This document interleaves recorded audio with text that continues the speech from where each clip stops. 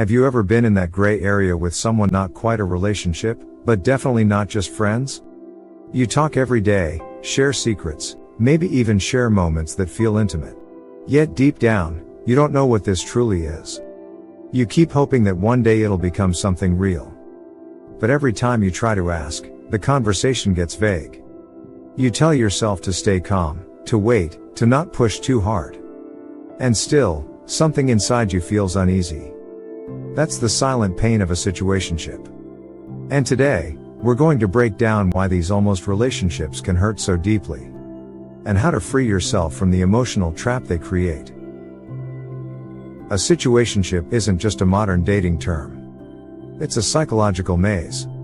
Two people are emotionally involved, maybe even physically connected, but there's no commitment, no clear boundaries, no definition. It feels like love one day and confusion the next. You might go from feeling adored to feeling invisible, all within hours. And the worst part? You can't even call it a breakup if it ends. Because technically, it never started. But here's what most people don't realize: the pain you feel in a situationship isn't imaginary. It's not weakness. It's science. Because your brain is literally wired to get hooked on uncertainty. Let me explain. In psychology, there's something called intermittent reinforcement. It means your brain gets more addicted to unpredictable rewards than to guaranteed ones. Think about slot machines. You never know when you'll win, and that unpredictability keeps you playing. Situationships work the same way. When the person you care about gives you attention, sometimes, your brain releases dopamine, the feel-good chemical linked to anticipation and reward. Every time you get a text after hours of silence, or they suddenly show affection, your brain lights up with excitement. You start craving that hit again. And when they pull away, you feel anxious, even desperate. It's not love you're chasing anymore, it's the dopamine rush that comes from inconsistency. That's why you can't stop checking your phone. That's why even the smallest message feels like oxygen. And that's why walking away feels like withdrawal, because, in a way, it is. Your brain becomes chemically attached to hope. But hope can become toxic when it blinds you. You start making excuses for their mixed signals. You convince yourself that maybe they're just busy, that maybe they care but don't know how to show it. You replay old memories of when things were good, and ignore the weeks of silence that followed. You tell your friends you're okay, but you're not.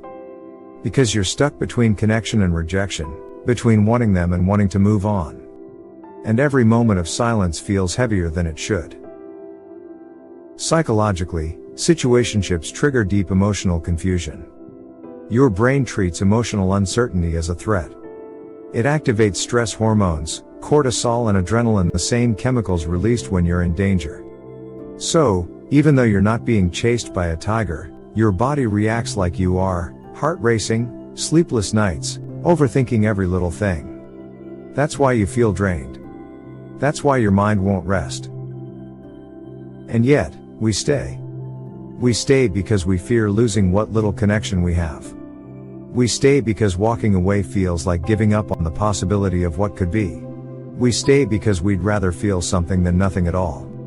And sometimes, we stay because part of us believes we can change them, that if we're patient enough, kind enough, loving enough, they'll finally realize how much we mean to them. But here's the truth most people don't want to hear: you cannot convince someone to choose you. You can only choose yourself. And when someone keeps you in a gray area, that's not love, that's emotional limbo. So how do you break free from this cycle? First, acknowledge what's really happening. Call it what it is, a situationship.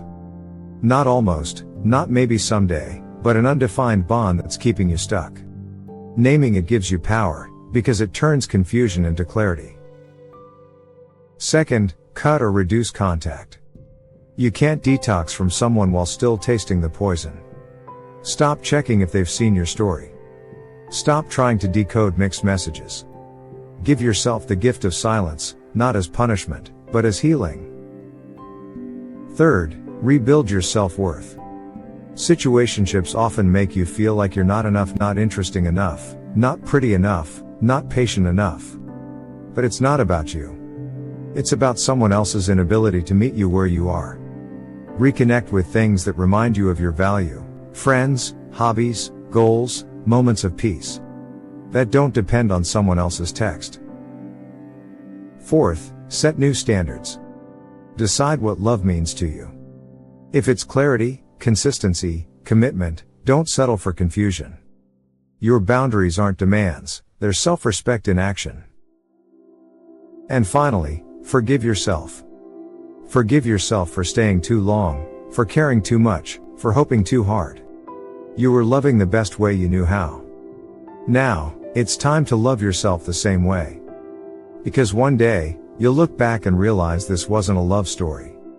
It was a lesson, a mirror that showed you what you truly deserve. Someone who chooses you, not sometimes, but every single day. Someone whose words match their actions. Someone who brings peace, not anxiety. And that person will never make you question your place in their life. If this video resonated with you, hit that like button, it really helps the channel grow. Comment below and tell me, have you ever been stuck in a situationship? What helped you move on? Your story might be the light someone else needs today. And if you want to understand love and attraction from a deeper psychological level, make sure to subscribe to Relationship Psychology and turn on the notification bell, because every week, we explore the hidden patterns of the human heart so you can build healthier, stronger, and more conscious relationships. Remember, you deserve clarity, not confusion. You deserve effort, not excuses. And you deserve a love that chooses you back.